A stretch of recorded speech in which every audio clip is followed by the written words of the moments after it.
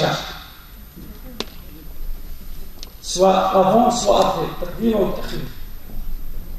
Donc, on n'a pas le droit, par exemple, de regrouper la prière de l'Asr avec le Maghrib, ni la prière de l'Isha avec le Subh, ni la prière du Subh avec le Dhuhr.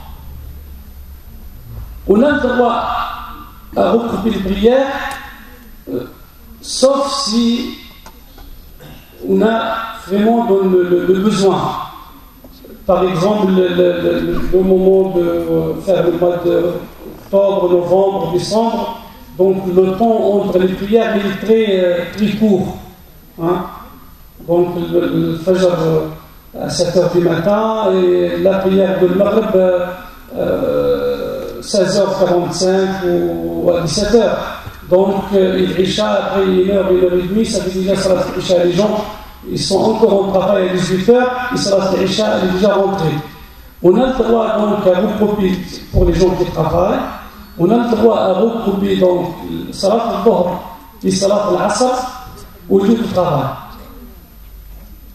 Bien sûr pour le travail, même le droit du travail donne 1 heure de repos, hein, soit entre midi et 13h, soit entre 13h et 14h. Donc pour nous les musulmans, le moment où on prend cette heure de repos, on mange et en même temps on se prépare pour faire des 2 prières ensemble. Mais on fait à chaque prière 4 rak'at. Hein? On regroupe les prières, mais on diminue les prières. Hein? Donc chaque prière 4 rak'at. Pour le Maghrib, si le Maghrib est déjà rentré, on est toujours au travail, on a le droit à faire l'intention au début de Maghrib à regrouper la prière de Maghrib avec l'Isha, le moment où on rentre à la mosquée ou on rentre chez nous. Donc vraiment ça, c'est des cas exceptionnels. Maintenant aussi pour la prière de le regroupement de Salat al-Maghrib et Salat al-Isha en été. Parce que Salat al-Isha maintenant, on va faire le mois de mai, le mois de juin. Donc le temps de l'Isha, il rentre à faire minuit. Hein? À Paris, faire minuit 20, minuit et demi. Hein? Donc personne ne peut rester jusqu'à minuit pour attendre le Salat al-Isha. C'est un peu difficile. À ce moment-là, on a le droit aussi à regrouper la prière de l'Isha avec le Maghrib. On fait la prière du Maghrib à 10h, et après tout de suite on fait Salat al-Isha, on repose. Comme ça on se réveille, Inch'Allah, à Salat al-Subh, et après on va tout travailler. Mais on n'a pas le droit à laisser les prières de toute la journée pour regrouper tout ça le soir qu'on rentre chez nous.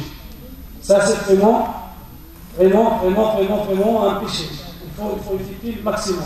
On a le droit à faire la prière à n'importe quel moment, même dans le transport, avec des gestes comme ça, même dans la voiture, dans le train, etc. Mais pour regrouper toutes les prières, les 4 prières, Dhuhr, l'Asr, le Maghrib, l'Isha, le soir quand on rentre à la maison, il faut éviter ça maximum.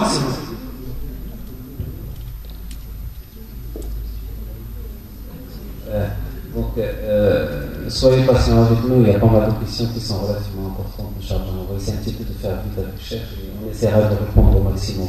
Donc, il y a un frère qui dit que quand il arrive, il a raté les 2 premières prières de l'Isha Jahran, donc il arrive à les 2 rak'at non Jahar. Qu'est-ce qu'il fait? Est-ce qu'il rattrape? De quelle façon il doit rattraper?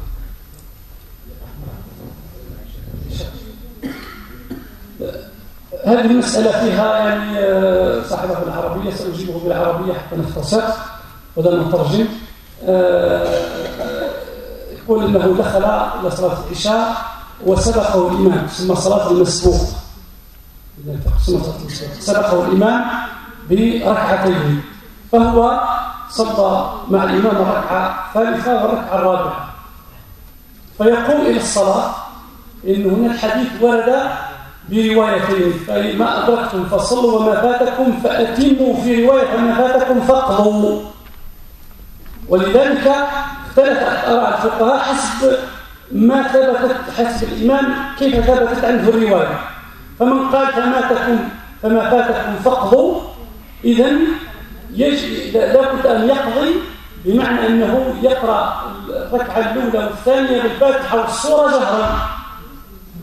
ومن قال وما فاتكم فأتموا، أذكر الركعتين اللي تركن مع الإمام بالنسبة له تعتبر هي الأولى والثانية، ويقضي الثالثة والرابعة بالفاتحة والصور فقط وسرا دون الصور وهكذا وتقيس على ذلك بقية الصلاة.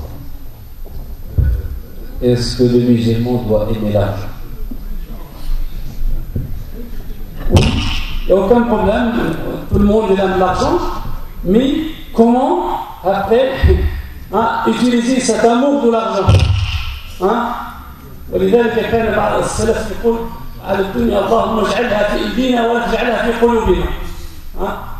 Si devenu cet amour il est devenu un amour mortel, comme il voit toute dunya, il cherche l'argent à droite et à gauche sans regarder le haram licite et illicite, ça c'est dangereux pour le musulman.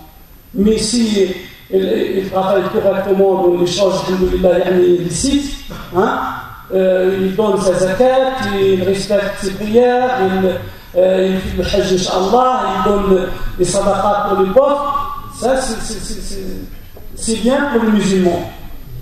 Donc le mal, c'est-à-dire l'argent, c'est une fitna de dunya.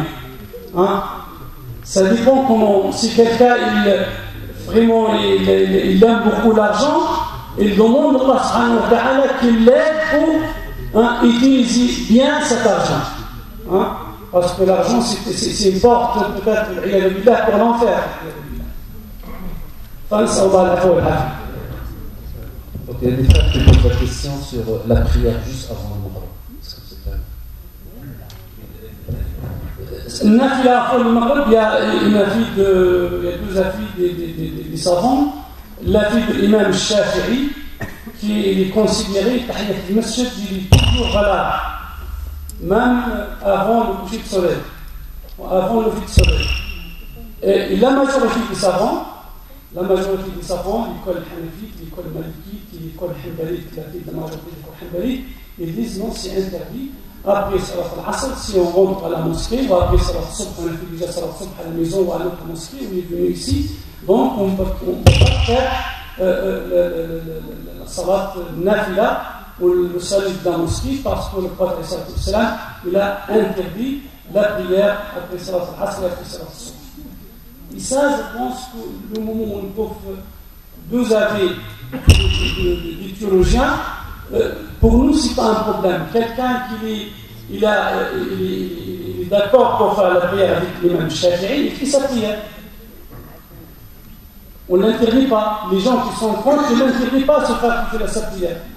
Mais par contre, lui aussi, il n'oblige pas les gens. Ou il ne pense pas que les gens qui rentrent à la mosquée, il ne fait pas la prière de raka'at pour saluer la mosquée. Il ne considère pas comme ça, c'est un péché. Donc il faut quand même un peu de tolérance entre nous, surtout il y a quelquefois des avis différents.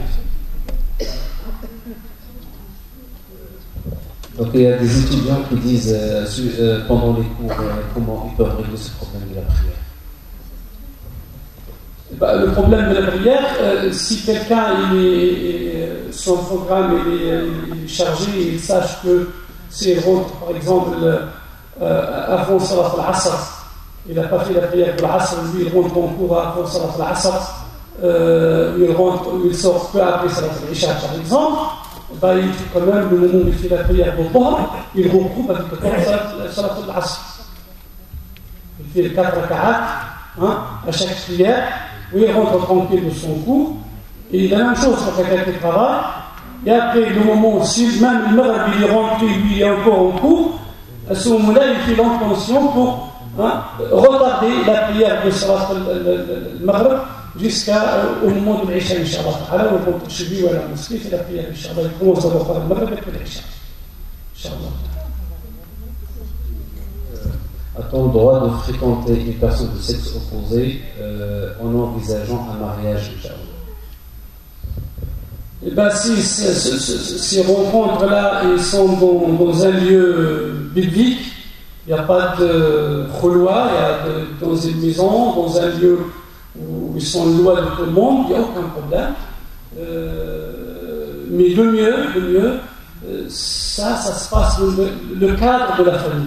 Pour nous, les musulmans, parce qu'un jeune, si par exemple lui il donne la permission à lui-même pour rencontrer une fille par la requête de mariage, est-ce qu'il accepte ça pour sa sœur? Est-ce que le moment où il prend que sa sœur va la rencontre avec un garçon musulman, il parle de mariage, il ne sera pas content. Donc pour nous les musulmans, le mieux, ça c'est pas interdit, c'est pas un péché, mais le mieux que ces rencontres se passent dans les familles.